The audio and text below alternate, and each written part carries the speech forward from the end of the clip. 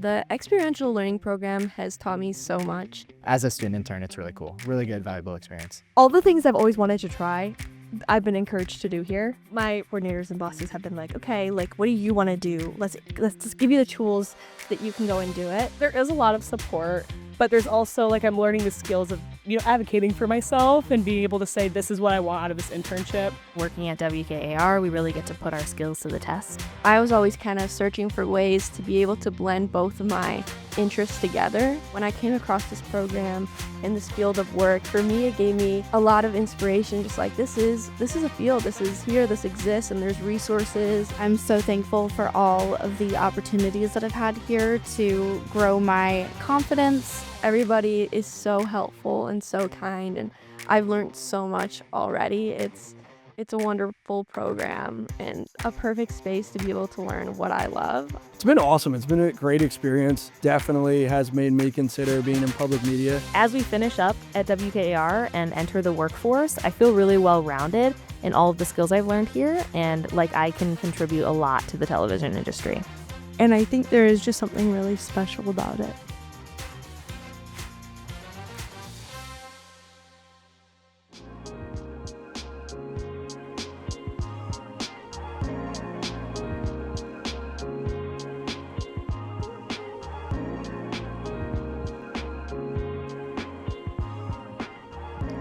Hello again. I'm Brent Wells, Senior Director of Station Operations. In addition to overseeing the station's operational functions, I have the pleasure of also overseeing our student experiential program. I'm joined today by Bobby Taylor, a video production technician and our experiential learning coordinator. And two former students have graciously come back to help us out here. Connor O'Sullivan graduated from MSU this past fall with a bachelor's in computer science and is currently working as I have to get this right, an associate application infrastructure developer at Auto Owners Insurance. Previously, he worked as a database operations intern at Grassroots Midwest, and at WKR, he worked as a technical operations and engineering intern, or as we like to say, a taco in my team. So thank you for doing that. And with us as well is Amaya Moore. Her first bachelor's degree is in journalism with a concentration in international reporting. She also has a second bachelor's degree in public policy with a minor in peace and justice studies. She is currently working as an executive assistant and communications coordinator for Michigan Senate Assistant Majority Leader Darren Camilleri. I was practicing that and I knew I was going to do that. But welcome back and thank you for joining us. Thank you for having us. Thank you so much. So Bobby, I want to start with you. You were an intern when I actually first started at the station about 10 years ago, and you've been instrumental in helping us redesign. So tell us, what is the experiential learning program here at WKR? So I always like to say that when I was a student here, so I graduated in 2016. I started in 2015. Right away, I kind of got bit by the bug. I got bit by the PBS bug. We all talk about this. And I understood working with other student employees and working with other students throughout the years here that not everyone gets that. There's no way that we can have everyone just kind of really grasp onto what this is really about. The experiential learning program is kind of our way of trying to have everyone experience that same sort of feeling of what we all go through as staff and what we all put into our work each and every day, on the grounds of everything that we do in terms of production. I mean, there's students running cameras right now. There's students running prompter. There's a student directing in here right now while I'm out here, in the control room while I'm out here, down to communications and the way that we present ourselves to our audiences online and to all of you here and in messaging and such, to our journalism and our reporting, to our engineers, to even our education team. Really, every department that we have here at the station has some form of a student that is helping them do the work that they do. And we're also providing them the opportunity through the learning program to see how their contributions lead to everything else at the station. So not only are they working in journalism or in engineering, but they may be right now an engineering student helping us on camera, or they may be kind of seeing, well, I'm going to help on the education side. How do we make content for education? What is that sort of thing like? So the experiential learning program is our way for us to interact with MSU students to kind of get them to get bit by that same PBS bug, public media bug, not just PBS. Great, thank you for that. So Connor and Maya, can you share why you wanted to take part in this crazy WKR internship program? And what role you had while you were with us? So explain what you did here for us. All right, I'll go first. I grew up just 5 minutes outside of WIDA, which is the public media station that services DC. And I grew up watching PBS Kids in the radio, in the car. I listened to Wait, Wait, Don't Tell Me and Car Talk. And when I saw a posting to be able to work at a PBS member station, I knew immediately I had to apply for it, that I wanted to be able to contribute to something that was so formative for my development and to hopefully provide or at least take part in that development for someone else out there. And as my role at WKR, I was, again, the technical operations and engineering intern. And with that, I did a variety of tasks, anything from making cables all the way to operating our TOC, which is more or less the brains of how all this is broadcasted and how our right now is being live streamed. Maya? Thank you for having me. I'm happy to be back. For me, I think it would have started, I would say I got bit by the public media bug. In high school, I worked as it was during COVID, it was 2019, 2020, and 2021. And I was a lifeguard at my local YMCA, and I wasn't allowed to, I was obviously not, I had to watch the pool, but I listened to podcasts.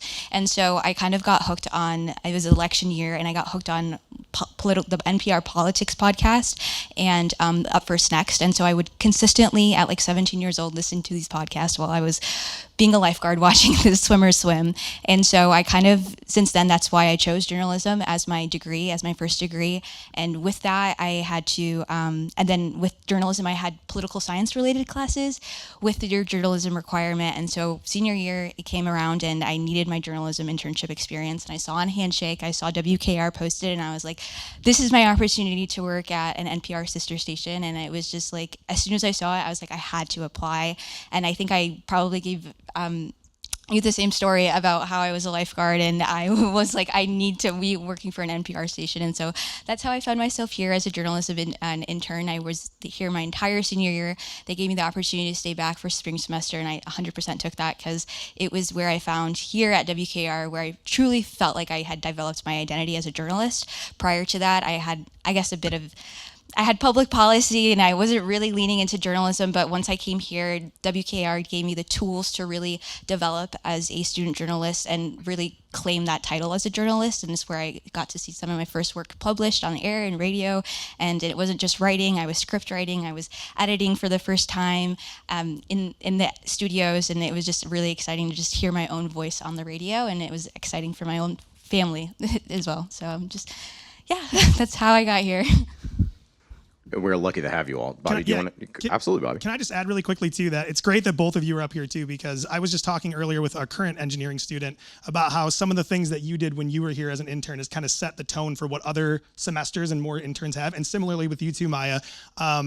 Connor was our first student to run the technical operations center and to be in the talk like that, as we say. And now our engineering interns every semester do that. And then similarly with Maya, by the end of her first semester, she had published, I think, 20 articles, 20 or 22 articles. And now that I want to say that's virtually the standard of what students do by the end of their semester. It gets close in that space. So both of you being back is very cool for me to see because, again, I'm having these same conversations with current students right now. So definitely set the bar. Yes. And set it very Exactly. high. So, I mean, we have current interns right now working this production that you all laid the groundwork for. So thank you for that. So I'm going to go down the line. And Bobby, I am actually going to include you on this one. Cool. So you're going to have to go back in time. Okay. Oh, boy. So during your internship, what's something that you were especially proud of working on? Oh. We're going to start with, I'm going to give you time to think about it. Please. So Thank we'll you. go with Maya first. I would say while I was at WKR, it was going into the 2024 election. So I had the opportunity to really, I would say, blend both of my degrees with journalism and public policy and getting the opportunity. I think it was the Bernie Sanders campaign and UAW President Sean Fain was there, and I got to interview him after the campaign had ended. At the time, I didn't realize how big of a thing that was, and I went to DC for another internship for Congress, and I was putting together my media portfolio, and literally all of my best clips were from WKR, and that was specifically one in there. And someone was like, "What the heck? You interviewed like Sean Fade?" And I was like, "Yeah, well, like that's what I was sent out to do." And so that was one that was really amazing. And then the night that Kamala had come to MSU, she did her press rally leading up to the election like 3 days before, and I was able to go as a journalist for that, and that was really amazing, just getting to interview attendees, and like I was getting sound bites and just having like press badge. That was like full circle. And then election night, when I was just sent out, I was stayed up late, and I just really felt like I was part of something that night. And that's when I got bit by the politics bug, I would say, and where I see myself now working in politics. But that night, just following results, staying up late, going to different polling stations, like was said, WKR, I was interviewing first-time voters here. I was going to other polling stations in Lansing. And I think that's really where I just like developed, like, I really like politics. I really like journalism. This is my senior year. Where can I go from here? And yeah, I think those were some really proud experiences I had, and especially as a student, being able to be in those scenarios and situations, and having that my byline be Maya Moore and my name on these was really exciting. So, and yeah, so I'm just grateful to have had that opportunity. Yeah, I would, as Bobby said, I think my highlight of being at WKR, not necessarily a project, but just being able to run the TOC on my own was a very much kind of a capstone for me. I feel like it very much well reflected my culmination of experience that I had here, that I knew what would be failing if something was going to fail. I knew how to fix things.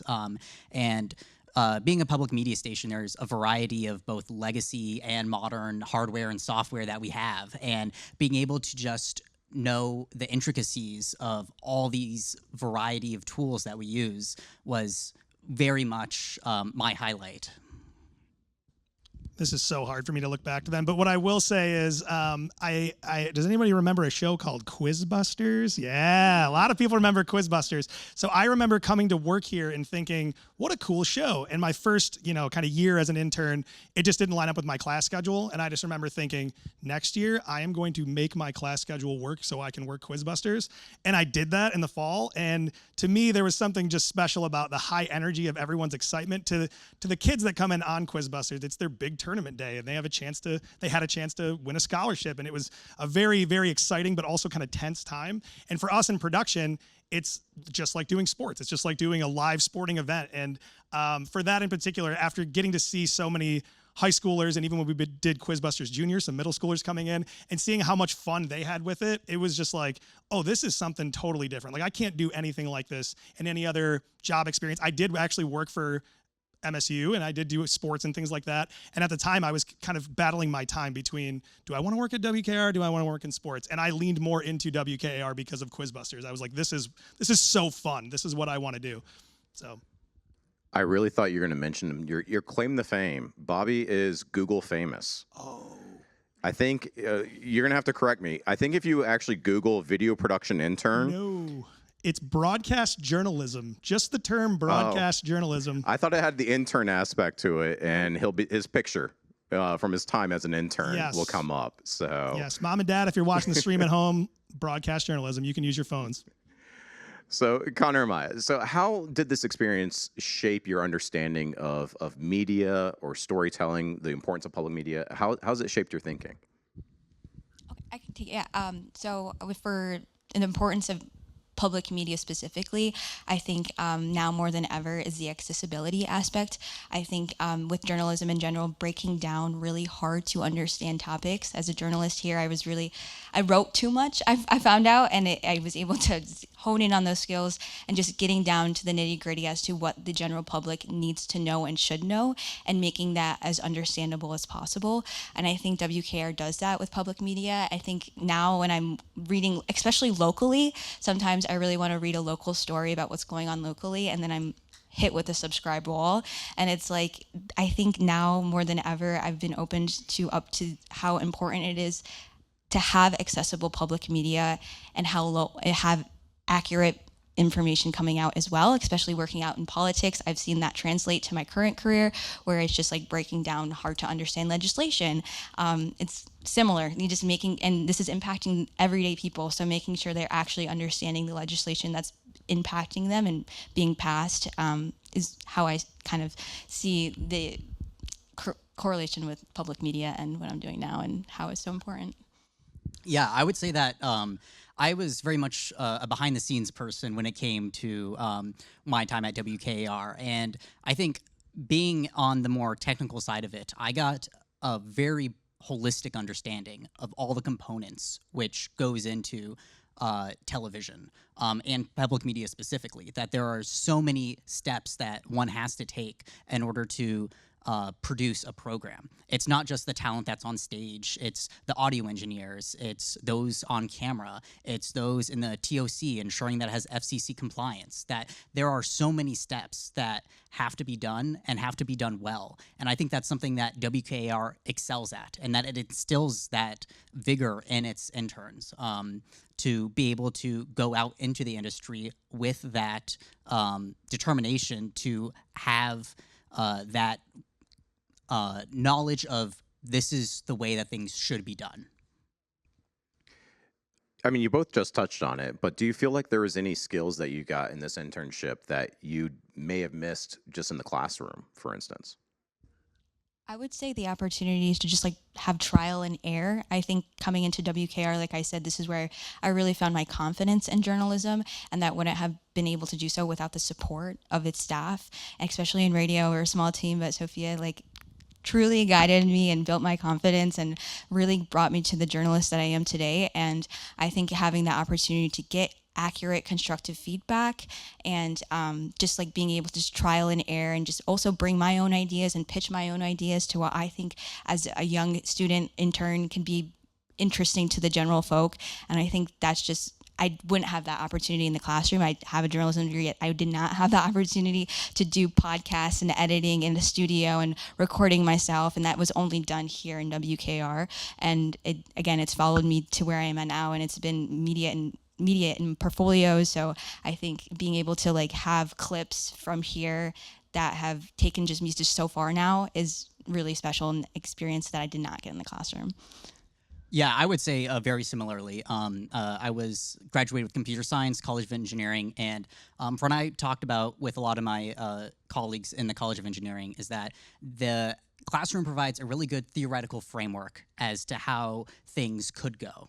You theoretically know how to build a bridge if you're a civil engineer, how to write programs if you are computer science, but being able to apply it is a whole different ballpark. There are a lot of constraints, be it budgets, be it what technologies you have access to, and being able to actually apply what I've learned in computer science at WKR, even though I wasn't writing programming, there were still a lot of troubleshooting aspects that I was able to develop as a technical operations intern here. So one of my favorite things about our internship program is seeing where our interns are going. So I know you are just have started your careers and so forth. How do you think this experience informed what is next for you? Well, when I came to college, I knew that I always wanted to go to law school, and that is still a goal of mine. Not now, but definitely in the future.